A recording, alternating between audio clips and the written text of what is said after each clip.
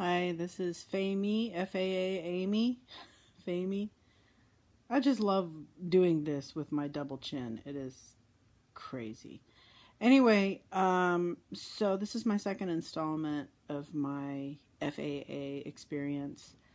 I, you know, one thing I can say that I've just really wanted to share is that, and this is not anything that you know, at large that the society at large would agree with, but I feel like I've been sort of kicked over the edge with food. Absolutely kicked over the edge. Like, I've crossed the line. There is no control.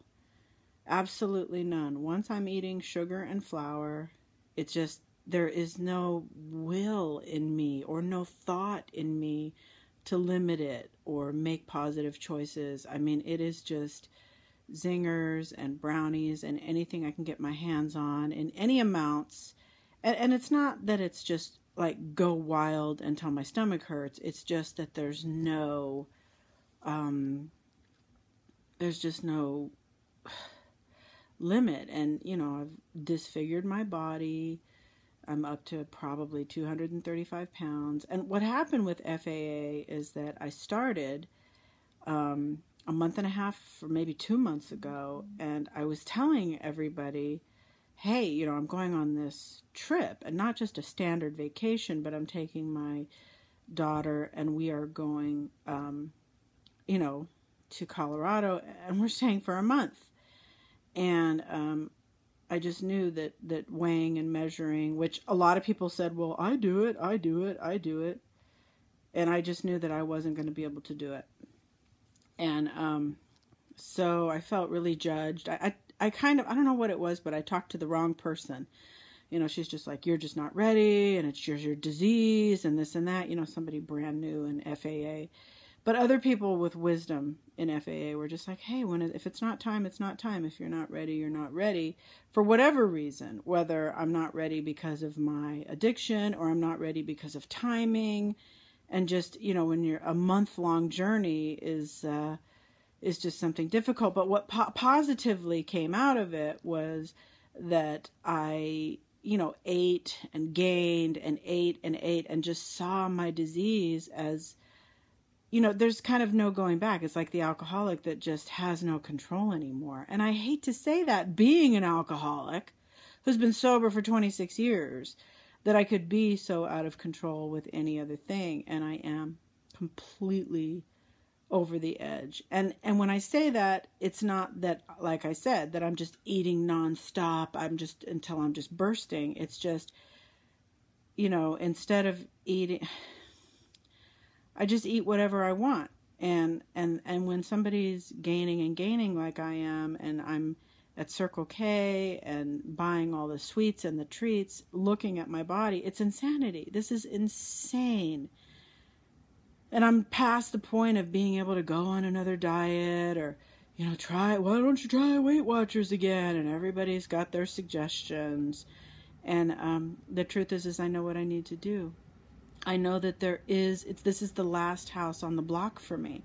Weighing and measuring my food and being on a spiritual path with a sponsor and calling in my food. Stuff I've been unable to. I've been in OA since I had 4 years sober.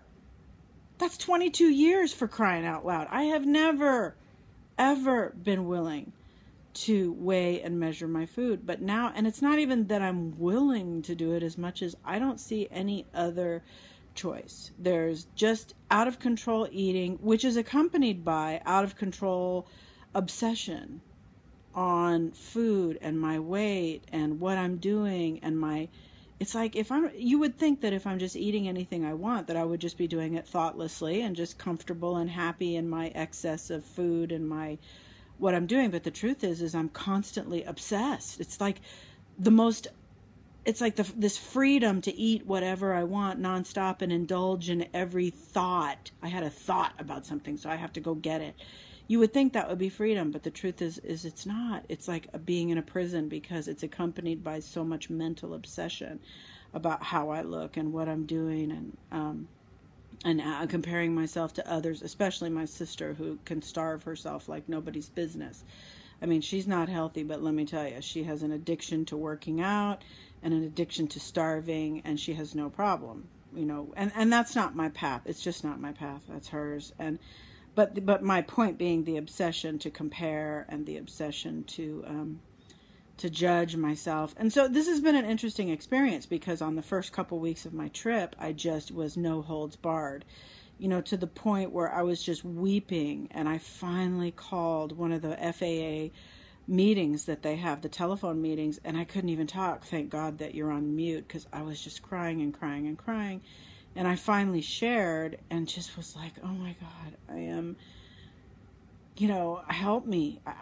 Help me. So I was fortunate that a nice lady called me, and she was just like, hey girl, you know, you don't have to do anything. Just stop eating sugar and flour, you know, and wheat today. And I did that.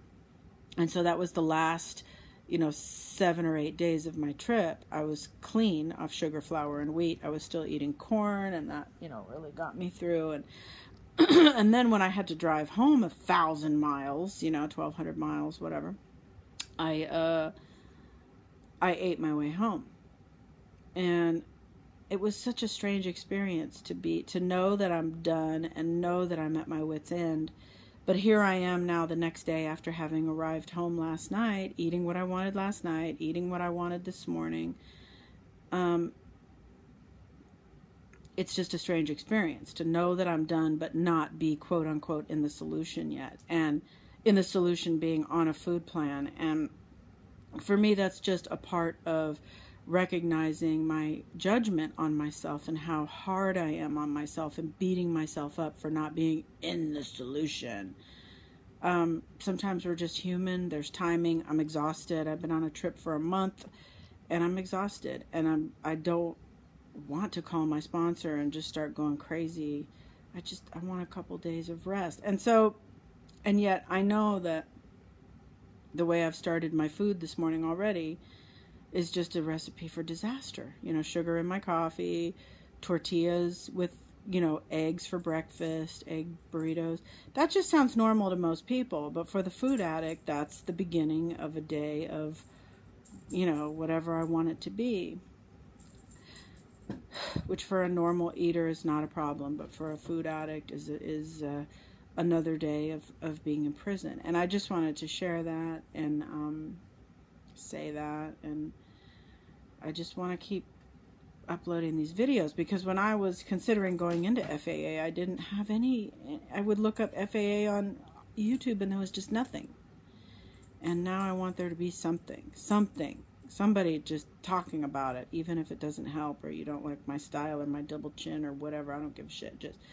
I gotta just put it out there. God just has it in my heart to just put it out there. And I can do it anonymously right here, just with my fat shoulder and my fat chin. And oh God, it's just outrageous. Anyway, and I'm sure you know, whoever you are, exactly how I feel. Okay, that's it.